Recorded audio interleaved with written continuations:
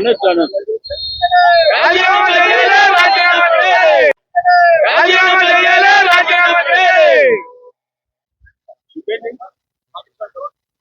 అనొచ్చు అనొచ్చు VS Bose CPI కార్యదర్శి వర్గ సభ్యులు తెలంగాణ రాష్ట్రం. అన్న ఈ రోజు మీరు నిరసన తెలపడానికి కారణం ఏంటన్నా?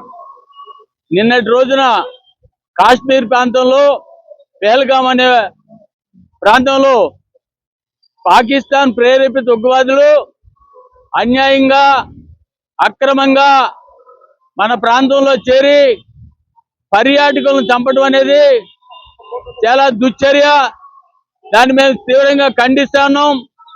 ఉగ్రవాదం నశించాలి. పాకిస్తాన్ ప్రేరేపిత ఉగ్రవాదం నడవటానికి వీల్లేదు. దాని కుక్కట వేలుతో తొలగించాలి. భవిష్యత్తులో జరగకుండా చూడాలని చెప్పి మన కేంద్ర ప్రభుత్వాన్ని కోరుతున్నాం. ఇది పూర్తిగా కేంద్ర ప్రభుత్వ వైఫల్యంగా మేము తెలియజేస్తా ఉన్నాం. హోం మంత్రిగా ఉన్నటువంటి అమిత్ షా వెంటనే రాజీనామా చేయాలి. ఎప్పుడైతే పెద్ద నోట్లు రద్దయినాయో అప్పుడు ప్రధానమంత్రి మోడీ అమిత్ షా ఇద్దరు కూడా ప్రకటన చేశారు, ఇక కాశ్మీర్ ప్రాంతంలో ఉగ్రవాదం ఉండదు, ఉగ్రవాదానికి ఆర్థిక సహాయం దొరకదు అని ఆ రోజు చేసిన ప్రగల్భాలు ఈ రోజున నీటి మూటలుగా తేలిపోయింది. నేను అనుకోవటం కేంద్రంలో ఉన్న ప్రభుత్వం మతోన్మాదంతో సంబంధించినటువంటి ఉగ్రవాదాన్ని చూసి చూడనట్లుగా వదిలేస్తూ వామపక్ష తీవ్రవాదం ఏదైతే ఉందో వాళ్ళని ఏరివేస్తాం. 2026 నాటికి భారతదేశంలో వామపక్ష తీవ్రవాదం ఉండదని ప్రకటన చేయడంలో అర్థం ఏంటంటే ఎవరైతే సమాజం మారాలని కోరుకుంటున్నారో, సమాజంలో అన్యాయం నశించాలని కోరుకుంటున్నారో, సమాజంలో దోపిడీ ఉండొద్దని కోరుకుంటున్నారో వాళ్ళని రూపుమాపుతాం, తుదమిట్లిస్తాం, లేకుండా చేస్తామని చెప్పినటువంటి అమిత్ షా ఈ రోజున అన్న మీరు చెప్పిన మాటలలో న్యాయం ఉంది, అన్యాయం అనేది లేదు. కానీ ఇప్పుడు రూలింగ్ లో ఉన్న ఎవరైతే ఉన్నారో హోదాలో ఉన్నారో వాళ్ళని రాజీనామా చేయమంటున్నారు. వాళ్ళు రాజీనామా చేస్తే నెక్స్ట్ వచ్చే గవర్నమెంట్ లో ఈ సంఘటన జరగదని మనకి గ్యారంటీ ఉందా? అలాంటి గ్యారంటీ ఏమి లేదు. ఎందుకంటే పాకిస్తాన్ ఆలోచన చేసుకోవాలి. కాశ్మీర్ 100% ముమ్మాటికి భారత భూభాగం. కాశ్మీర్ పాకిస్తాన్ తలకిందులుగా తపస్సు చేసినప్పుడు కూడా భవిష్యత్తులో ఏ టైంలో కూడా కాశ్మీర్ వాళ్ళ ప్రాంతంలోకి రాదు. అది ఉట్టి కళ, భ్రమ. అక్కడ ఉన్నటువంటి మతోన్మాదులు, మన దేశంలో ఉన్నట్టు మతోన్మాదులు లాలూచి పడి చేస్తున్నటువంటి తప్పితే మరొకటి కాదు. లాలూచి పోవాలి, మతోన్మాదం నశించాలి. అమెరికా, భారతదేశం, చైనా, ఏషియాలో ఉన్నటువంటి దేశాలన్నీ ఒకటి కావాలి.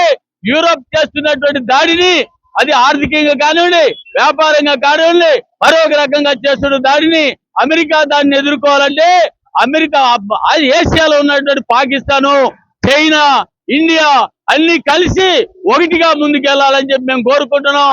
ఇంకా ఒక మాట అన్న, ఇక్కడ నువ్వు ఎక్కడైతే హోదాలో ఉన్నారో వాళ్ళు రాజీనామా చేస్తే నెక్స్ట్ వచ్చే గవర్నమెంట్ లో జరగదని ఏమైనా సమాచారం ఉందా?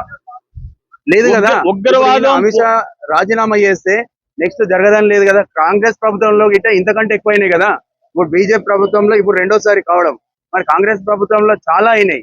మరి దానికి మీ ఒక మంత్రి రెస్పాన్సిబిలిటీ ఎలా ఫీల్ అవుతున్నాడు, మానవత్వం ఉందా లేదా అని తెలపడానికి గతంలో లాల్ బహదూర్ శాస్త్రి చిన్న యాక్సిడెంట్ అయితే, రైల్వే యాక్సిడెంట్ అయితే రాజీనామా చేశాడు పదవికి.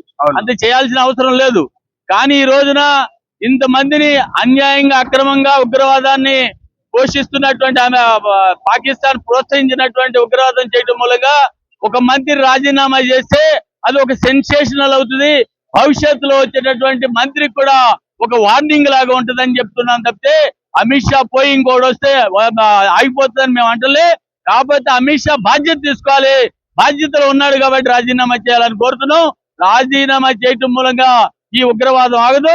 ఉగ్రవాదం ఆగాలంటే పాకిస్తాన్ తను చేసినటువంటి తప్పుని, భవిష్యత్తులో తను ఉన్నటువంటి శక్తి కేవలం కావాలని చెప్పి మందోన్మాదాన్ని పెంచడానికి, ఉగ్రవాదాన్ని ఒక ఆయుధంగా వాడుకుంటున్నారు తప్పితే ఇది దేశానికి సంబంధించిన విషయం కాదని చెప్పి నేను తెలియజేస్తాను.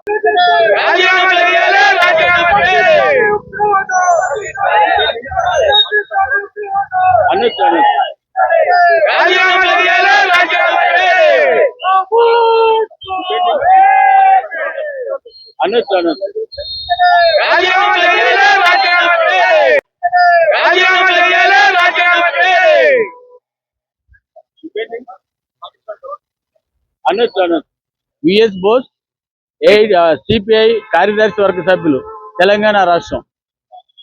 అన్న ఈ రోజు మీరు నిరసన తెలపడానికి కారణం ఏంటన్నా? నిన్నటి రోజున కాశ్మీర్ ప్రాంతంలో పెహల్గాం అనే ప్రాంతంలో పాకిస్తాన్ ప్రేరేపిత ఉగ్రవాదులు అన్యాయంగా అక్రమంగా మన ప్రాంతంలో చేరి పర్యాటకులను చంపడం అనేది చాలా దుశ్చర్య. దాన్ని మేము తీవ్రంగా ఖండిస్తున్నాం. ఉగ్రవాదం నశించాలి. పాకిస్తాన్ ప్రేరేపిత ఉగ్రవాదం నడవటానికి వీల్లేదు. దానికి కుక్కట వేలుతో తొలగించాలి. భవిష్యత్తులో జరగకుండా చూడాలని చెప్పి మన కేంద్ర ప్రభుత్వాన్ని కోరుతున్నాం. ఇది పూర్తిగా కేంద్ర ప్రభుత్వ వైఫల్యంగా మేము తెలియజేస్తా ఉన్నాం. హోం మంత్రిగా ఉన్నటువంటి అమిత్ షా వెంటనే రాజీనామా చేయాలి. ఎప్పుడైతే పెద్ద నోట్లు రద్దయినాయో అప్పుడు ప్రధానమంత్రి మోడీ అమిత్ షా ఇద్దరు కూడా ప్రకటన చేశారు, ఇక కాశ్మీర్ ప్రాంతంలో ఉగ్రవాదం ఉండదు, ఉగ్రవాదానికి ఆర్థిక సహాయం దొరకదు అని ఆ రోజు చేసినట్టు ప్రగల్భాలు ఈ రోజున నీటి మూటలుగా తేలిపోయింది. నేను అనుకోవటం కేంద్రంలో ఉన్న ప్రభుత్వం మతోన్మాదంతో సంబంధించినటువంటి ఉగ్రవాదాన్ని చూసి చూడనట్లుగా వదిలేస్తూ వామపక్ష తీవ్రవాదం ఏదైతుందో వాళ్ళని ఏరివేస్తాం. 2026 నాటికి భారతదేశంలో వామపక్ష తీవ్రవాదం ఉండదని ప్రకటన చేయడంలో అర్థం ఏంటంటే ఎవరైతే సమాజం మారాలని కోరుకుంటున్నారో, సమాజంలో అన్యాయం నశించాలని కోరుకుంటున్నారో, సమాజంలో దోపిడీ ఉండొద్దని కోరుకుంటున్నారో వాళ్ళని రూపుమాపుతాం, తుదమిట్లిస్తాం, లేకుండా చేస్తామని చెప్పినటువంటి అమిత్ షా ఈ రోజున అన్న మీరు చెప్పిన మాటలలో న్యాయం ఉంది, అన్యాయం అనేది లేదు.